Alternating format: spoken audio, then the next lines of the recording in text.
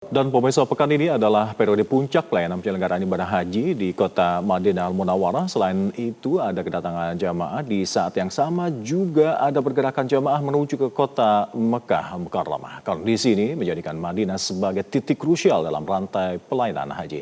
Untuk informasi selengkapnya, kita langsung terhubung dengan Muhammad Fauzi langsung dari Madinah Al-Munawwarah.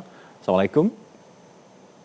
Ya, Mahmud, terkait dengan pergerakan jemaah haji ke Madinah menuju ke kota Makkah dan kedatangan mereka di kota Makkah, seperti apa proses dari mereka ini? Silakan. Baik Alka, memasuki hari ke-12 masa operasional penyelenggaraan ibadah haji di Tanah Suci, pekan ini menjadi pekan yang cukup sibuk atau bahkan merupakan puncak pelayanan ibadah haji khususnya di kota Madinah. Di mana pada pekan ini, yakni pada tanggal 30 April sampai tanggal 6 Mei mendatang, ada dua pergerakan besar jemaah haji Indonesia. Yang pertama adalah gelombang kedatangan jemaah haji Indonesia yang dari tanah air hingga saat ini masih terus berdatangan di Bandara Amir Muhammad bin Abdul Aziz yang ada di kota Madinah, dan juga ada pergerakan ataupun pergeseran jemaah haji dari kota Madinah menuju ke kota Mekah untuk melanjutkan proses pelaksanaan ibadah haji. Untuk kedatangan jamaah haji hingga pagi ini sekitar pukul 0.30 waktu Arab Saudi, dari catatan yang kita terima sudah ada sebanyak 175 kloter jemaah haji Indonesia atau sekitar 68.030 jemaah haji Indonesia yang telah tiba di Tanah Suci. Jumlah ini sekitar 33% dari seluruh jemaah haji Indonesia yang berjumlah 221.000 jemaah.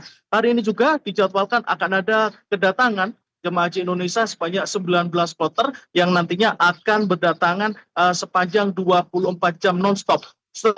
Selain itu, untuk pergerakan jamaah haji dari Madinah menuju ke kota Mekah, hari ini diagendakan akan ada 16 kloter jamaah haji yang akan bergerak dari kota Madinah menuju ke kota Mekah. Untuk keberangkatan jamaah haji dari kota Madinah menuju Mekah ini ada aturan dari otoritas Saudi, di mana keberangkatan paling pagi menuju kota Mekah ini pada pukul 07.00 dan keberangkatan paling sore adalah pukul 17.00 waktu Arab Saudi. Hal ini dilakukan agar ketika jamaah haji sampai di kota Mekah ini tidak terlalu malam.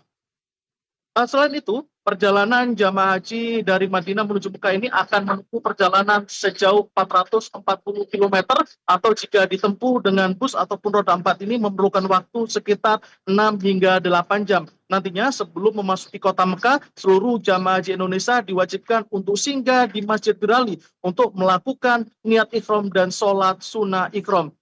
Selanjutnya, setelah seluruh proses singgah di Masjid Birali, jamaah akan menuju ke kota Mekah dan melaksanakan ibadah umroh wajib.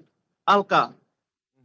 Baik, terkait dengan kondisi cuaca Mekah yang dikabarkan mungkin sedikit lebih panas dari Madinah, seperti apa kondisi di sana dan himbauan apa yang disampaikan oleh para petugas kepada para jamaah yang telah tiba di Mekah nanti?